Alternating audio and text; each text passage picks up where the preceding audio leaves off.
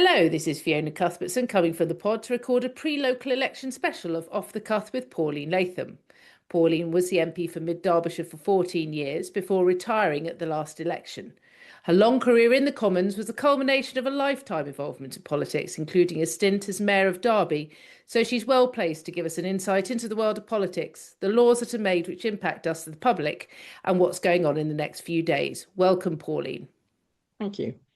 So firstly, can you tell us a bit about your journey and how you ended up in politics?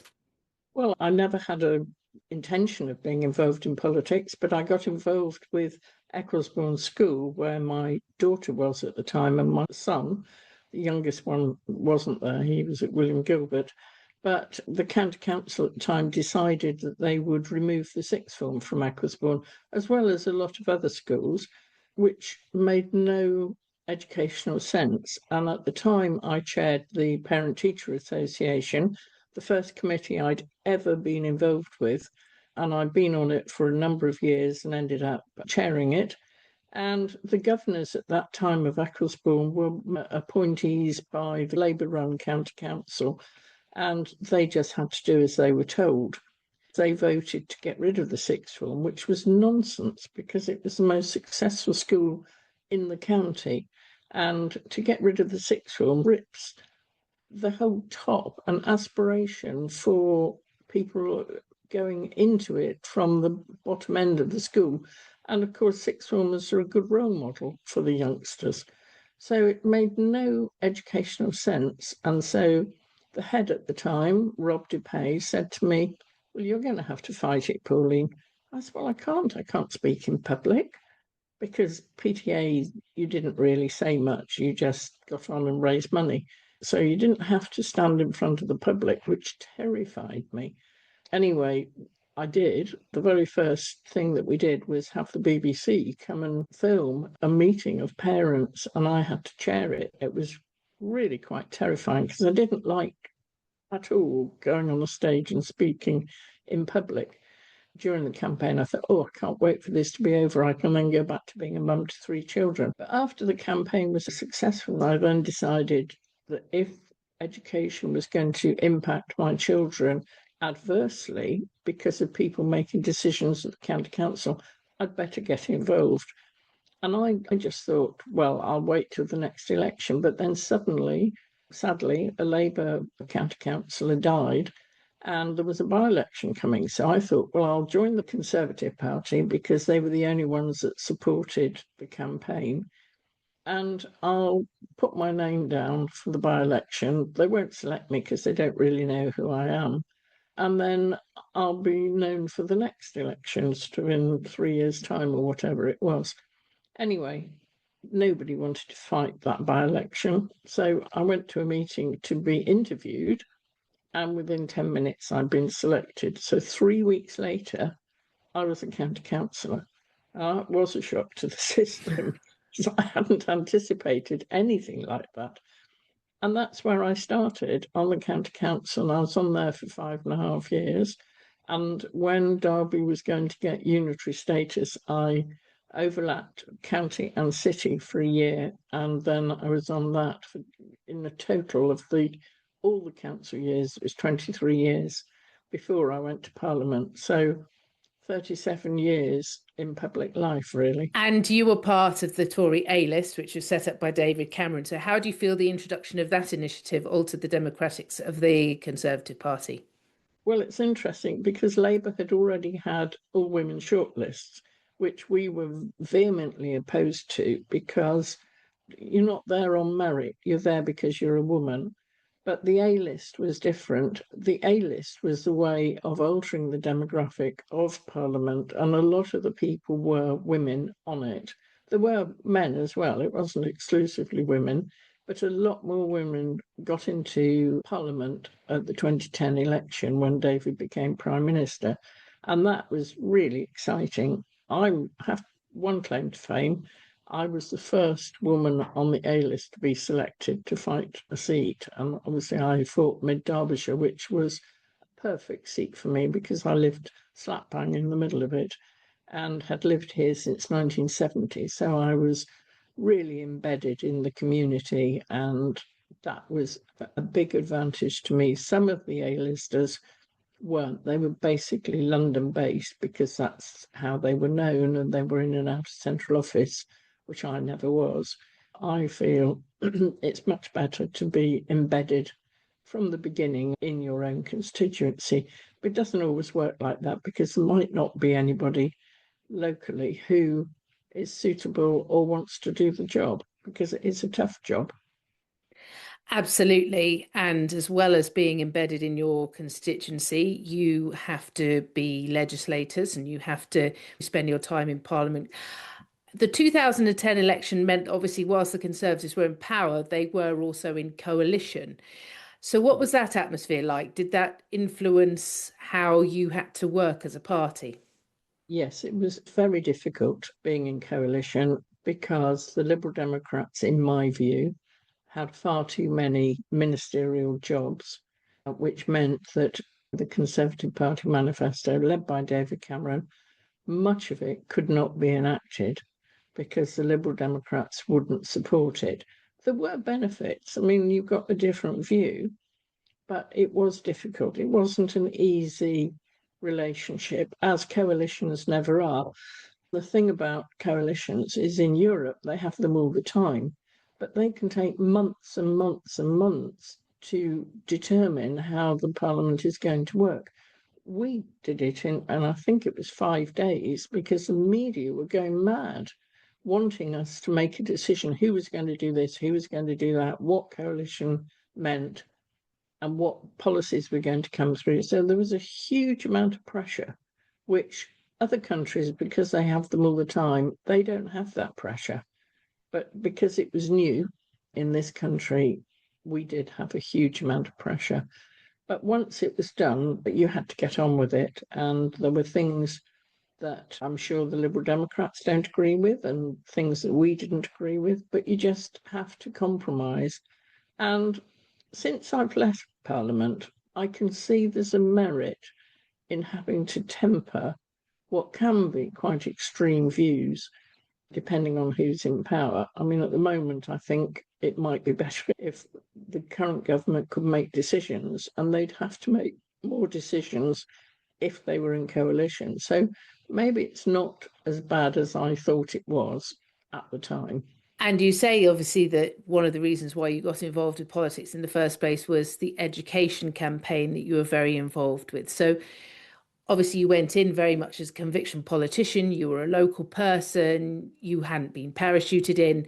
What was the highlight of your time in Parliament? And was it a local issue or was it something that you did whilst you were in Westminster?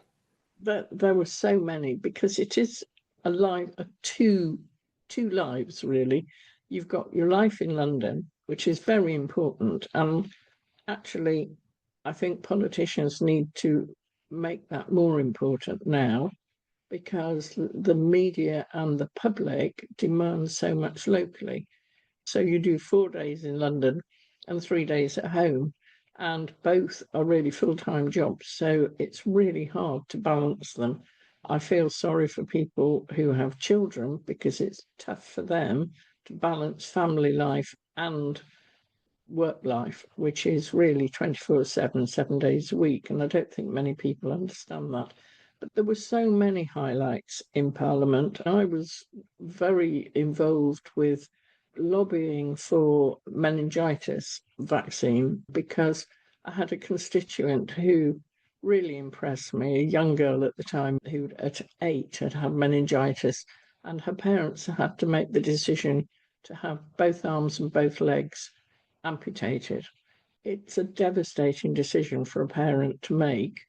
So, having met them and seen the bravery of this girl, I was determined that we were going to get the vaccine. And after lots and lots of lobbying, we did. And we've seen recently in the cases, I think it's in Kent University, where people have still died because they didn't have the vaccine. They were too old when it happened. So in the future, it should be that no children will die from that particular strain of meningitis. So that was a highlight. I was on International Development Select Committee, and the highlights of going to countries and seeing for yourself how the money is being spent that we allocate in this country, less now than when I was there. So that was a huge privilege to do that. But locally, the main thing was the constituency casework. There were some amazing people who had so many problems that they could not solve themselves. They were banging their head against establishments, usually against a brick wall. So one of the real highlights, and I can't claim a lot of credit for this myself, was solving those problems. One letter from me as the MP with the parliamentary crest and the House of Commons address to the hospital or to schools or whatever the organisation was, it unlocked the problem and we solved it. But it wasn't really me. I signed the letters, but it was my team who did all of that. And without a good team, an MP is nothing, because you cannot do everything yourself. I did see every letter that went out or email, and I did sign them, but not every MP does that. But I felt it was important because it was going out in my name, that I knew what was going on. Absolutely. And one of the things that you undertook whilst you were an MP was the sponsorship of the Marriage and Civil Partnerships Minimum Age Bill. So that raised the legal age for marriage from 16 to 18. So what was the purpose of that legislation? Well, if you're 16, you're not an adult. If you're still a child and you have to be in educational training, how can you make decisions that wildly affect your life, like getting married? It was crazy. And there are lots of communities that it's normal, but it shouldn't be normal in this country. So I felt, having seen the effects of early marriage, because children don't go to school, they often disappear from the system. They're isolated because they can't be economically active, because they have no qualification. It just seemed to me that we should stop this. There was a forced marriage bill, but it didn't stop what you might call coercive marriages, that people of 16 couldn't speak out against their parents, couldn't say no. At 16, you are very vulnerable. By 18, you have got a bit more about you, you've learned a bit more about the world, you can go to university, you can go into a job and be economically active, whereas at 16, it's impossible. So it seemed like an outdated idea that you could get married at 16 with parental consent. And there are lots of people are taken abroad to get married. In my act, as it is now, that is illegal. You're not allowed to go abroad and arrange marriage and then come back and live in England or Wales. It's not the law in Scotland, it's just England and Wales.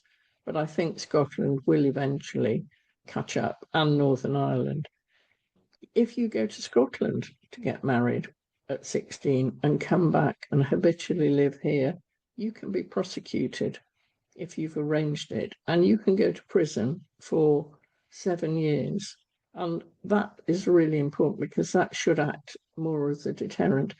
And to be honest, if you fall in love, which is what people said, oh, I was at school and I fell in love and we've been happily married for 50 years, that is rare. But if that is the case, why can't you wait till you're 18? It's only 2 years. If you need your parents' consent, then you're not capable of making that decision yourself. And I don't think 16-year-olds are capable. They need to be concentrating on their educational training to give themselves a good future and being able to be economically active and contributing to society. If you're hidden away at home, you're not contributing to anything. How important was it to engage local communities who this would impact more in creating this bill? Well, I worked very closely with an organisation called Girls Not Brides, which was an umbrella organisation for a variety of charities, not least Karma Nirvana, which started in Derby many years ago about forced marriage. I also worked very closely with a lady called Paisy Mahmood, who there's been a film about her sister. It's been on television, and the sister was murdered by the family well, the father and the uncle did go to prison, and that she had been forced to get married, and Paisley was forced to get married. She didn't want to. She was 16. She didn't know what was happening. She thought that the authorities, her teachers who knew what was happening, or when she got to the registry office, that they would stop it. But they didn't. She actually got divorced, and she's now happily married with a child. So hers is a happy ending, but for many girls, it's not a happy ending. And there was also an organisation called ICRO, Iranian and Kurdish Women's Rights Organisation, I worked very closely with, but the umbrella was Girls Not Brides, and they came and lobbied me. And because I'd done a lot of international development work, I saw the problems of young girls being married. I did hear of one case, and I'm not sure where it was now, where an imam had married children under the age of 18. It was reported and it did go to court, but the judge let him off on the basis that he said he didn't know it was the law. Well, I've always understood that ignorance of the law is no defence. So he should have gone to prison. And really, judges, in my view, are becoming very soft on these sorts of issues. So what I'd like to see is a very high-profile case, because people will be educated and they maybe would think twice if somebody went to prison and it was high profile. Has it had the impact you hoped on the number of forced marriages? It hasn't had the impact. I think Carmen Havana are tearing their hair out because they've still got people coming to them saying that they've been forced into marriage. I thought there will be quite a lot of prosecutions, but there haven't been, and that is very frustrating for me. I'd love to see more people prosecuted and it become the norm that you do not get married under the age of 18, because it just makes no sense in this day and age to get married at that age. I mean, I got married young, but the opportunities for people when I got married, I was 20, were not there. The whole world is out there for people now. It wasn't in my day. I'm still married and very happily. So, it worked for me. But 17, 16, I couldn't have coped with that. It was difficult enough leaving home and getting married at 20. So I feel for the girls that can't say anything. At 18, you can defy your parents. You can say no. But at 16, there's no way you can say no. You just have to go on with it, or, as has happened, run away. And then at 16, how vulnerable are you when you run away? And this law actually even covers sham marriages where they're held in the community, but they're not legal. And that's still happening. And the problem with the sham marriages, where people think they're married, but they're not, the man, if he gets fed up with her, can walk away, and she's got nothing. She's got no rights, nothing. And then she's damaged goods. So it makes it very hard for people. And we do need the police to understand more, and we do need the courts to understand more about the law and what the impact is on children. If I'd still been an MP, I would have gone around all the police forces. I'd have gone to more communities to explain that it's not legal. And you can go to prison and should go to prison if you've flouted the law. You stepped down in the 2024 election. Many people lost their seats, though. So how did it feel to see Labour come to power in such a way? Well, it's always difficult because there were some very good people who lost their seats, who would have been ministers in the future and had a lot of experience, some really long-term MPs, some shorter term. And it was a shock. If places like Derbyshire Dales goes to Labour, which has been Conservative forever, it was worse than 1997. And I think the problem with this government is they don't have the plan. They've got a huge majority, which they're squandering. And in 1997, Labour came in, and I didn't like it, but they had a plan and they were legitimately elected for that plan. But this government has no clue what it's doing. It's got no ideas. It keeps doing U-turns. I mean, fortunately, in some cases, they have all these U-turns and there's no direction. And the government whether you like it or not, need direction. I might not like what they're doing, and I don't, but if there was a plan and if you could see the logic, it would be different. And there is no logic to it at the moment. I chose to retire, whereas those who lost, it's even harder because they have no job, their income stops instantly, and it's tough for them to get a job because nobody wants a former MP. So I think the whole business of elections is brutal if you lose. I chose to retire. It still felt brutal because I still had to make all my staff redundant, and they'd been an amazing team. And we do all still meet up, which is great. But I'd love to have kept them together and got them jobs together. They've all got completely different jobs now, and they've got used to it. But I know that they still miss some of the aspects of working because you're involved. You're involved in everything that's happening. You don't need to watch the news because you know what's happening. That's one of the things I miss, really. I listen to the news, which is so biased and frustrating because everybody follows the same line. No news outlet goes for something different. BBC, Sky, everybody just follow each other and talk about the same thing. And that's frustrating because there's a lot more going in the world than we see on television. And different outlets actually affect people's voting pattern, and they choose who's going to be the next party in power. They definitely worked hard to get Labour in last time. Some of them are really keen to get reform in, and we'll see this week what happens. And in places, the Greens are the flavour of the month. So it is difficult when you see huge bias on the media, which actually is one of the advantages of podcasts, because the podcasts can show a different light and a more independent view, and that's good. I mean, I'm not that keen on social media or any of the rest of that stuff, but I think podcasts actually are quite beneficial. Absolutely. Certainly, there's nobody who has influence over what I say or who I interview or whatever, because at the end of the day, it's down to me, and it's important to get messages out there because I think there is very much an echo chamber as well, isn't there? Yes. What issues do you think the Labour Party should be concentrating on at the moment? Well, they say a lot of the right words. They want the economy to grow, but they're not doing anything about it. I think that's really important because unless the economy grows, they won't have the income.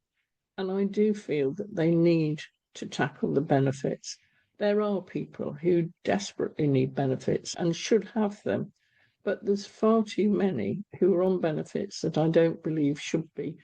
And certainly, I don't think there should be, is it 800,000 people who are earning less money than if you were on benefits, because that says to people, why work? What's the point? They get everything. I used to see this on the county council. Any child on free school meals would get extra for this, extra for that, extra for everything. And it's the same with benefits. If you're on benefits, you get everything going that is the government offer. If you're just above or even below that line, you don't get that. And it just seems we've gone too far. And when you're spending more on benefits than you're taking in on income tax, how can the country afford that? It's just not possible. So I think the benefit culture needs tackling, and it needs tackling quickly. But at the same time, you've got to get the economy growing, because without that, you just won't have taxes. And they say all the right words, but they don't actually do anything. I think they think, if I say it often enough, it'll be fine. The other thing is the NHS. There is so much waste in the NHS, waste of money and time and bureaucracy. Somebody needs to sit down and just tackle that.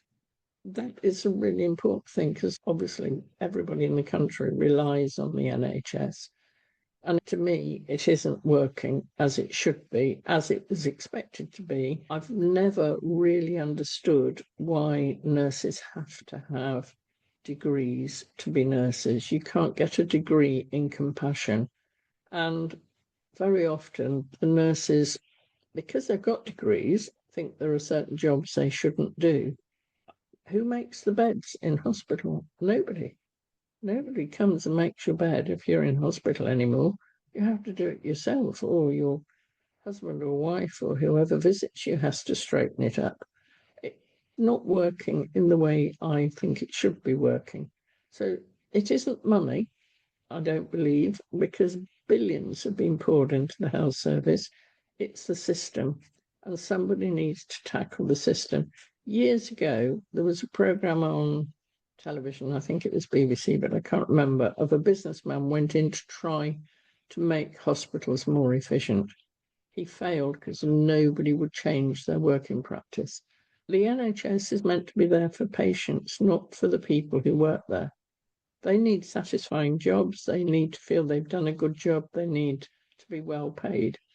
But they need to really think about how they can be more efficient. And the bureaucracy is phenomenal. And for me, the waste, there's so much plastics used.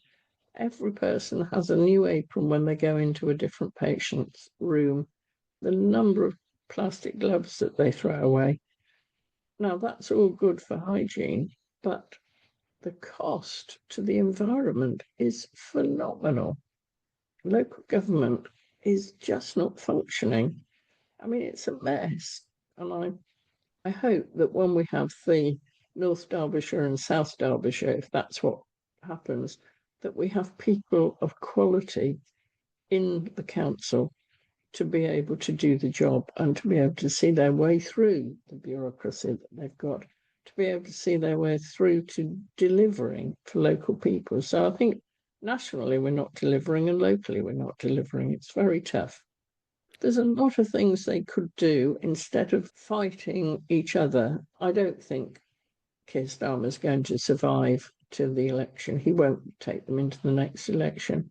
I'm going to come to the local elections in a minute, but just in the meantime, there is a lot of concentration on the moment regarding vetting and Mandelson and people who are being lined up for key roles. Is that impacting faith in politicians? Are people assuming that people are going into politics for the right reasons or just to line their own pockets? I think it is impacting hugely. And I think that is impacting on the quality of candidates that we're getting. There are a lot of people in national politics that really have little world experience because they're coming in younger and younger. And I feel those people are able to get the jobs because there's nobody else. Years ago, councils were run by business people, but because of so-called transparency, nobody running a business is going to go in to help the council because there's all these corruption accusations. You're in there because you want planning permissions. You're in there because you want taxi licensing. I think it's dumbing down the people that are going in locally, but also nationally. And that is really sad for the country because you need very bright people in there. You do need some people that just get on with the job, but you do need some really high quality people who can lead. And I think in our government, before I left, we had some people who were not up to the job of being ministers, particularly junior ministers. There were cabinet members who weren't really, in my view, up to the job. And we've got the same, if not worse, now. And because with the election in 2024, so many people became elected who never thought they'd be elected. You have got a huge number of people who really shouldn't be there and never expected to be there, which again dumbs down, because if you're just what is termed a paper candidate, it's much harder to get up to speed and do the job that you've just been elected to do because you don't have a clue and you never thought you were going to do it anyway. So we do need to get better quality people in, and the Mandelson thing has made it worse because politicians aren't the flavour of the month most of the time. And the problem with that is that you get fewer and fewer people of quality putting their names forward, and I don't know where that leads us. And so-called sensible people who are making decisions about somebody without, in that case, being vetted properly, or being vetted and being told, no, this person shouldn't do the job. I mean, it's the whole system is not good at the moment, and I think somebody sometime needs to have an overhaul on what we do and how we do it and who we select for the job. And I think every party actually should spend a bit more time vetting the people that are coming in and making sure they're the right people. You'll always get the odd bad apple because that's the nature of any job. But we don't need those in politics. We need to regain the trust of people, and that's tough to do. So do you think that faith in politics now is going to impact the result of the local elections coming up? Yes, sadly, it always does. The national situation always impacts local government, and there will be people, very good councillors across the country, who will lose their job, not because they were not good, and some will have been outstanding, but because of the colour they are and because the flavour of the month is Reform and Green and not the traditional parties. I think Reform will do well. I think the Greens in the south particularly will do well. But I just don't think that they can govern. I just don't think they're up to the job at the moment. They're not, haven't been there long enough to be able to get the right people in to govern in different places. And there will be people who win council seats who really aren't up to it. So again, you lose faith in politics. My final question is, having been in politics for as long as you have, and you have such an insider's knowledge, is there any advice you would give people just think about before they mark their cross on the ballot paper? People need to think very hard before they put that cross on that paper with that stubby little pencil, because information is very easy to get, but false information is very easy to get too. They need to really think hard and research the policies of the local people and try and find out for themselves the truth. They need to think hard about what they're doing and why they're doing it. It shouldn't be knee-jerk against the people who are in power at Westminster. It should be about local politics.